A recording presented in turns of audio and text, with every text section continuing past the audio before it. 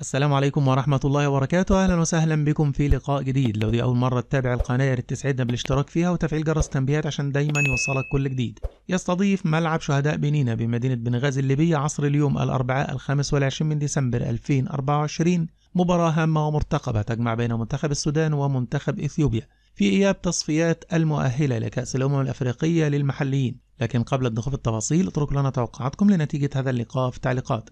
خاض الفريقين مباراة الذهاب وانتهى اللقاء لصالح منتخب السودان بنتيجة 2-لا شيء، ويلتقي المنتخبين اليوم بمشيئة الله على الساعة 4 عصرا بتوقيت السودان ومصر وليبيا وفلسطين، 5 بتوقيت مكة المكرمة وسوريا ولبنان والأردن والعراق، 3 بتوقيت تونس والجزائر والمغرب.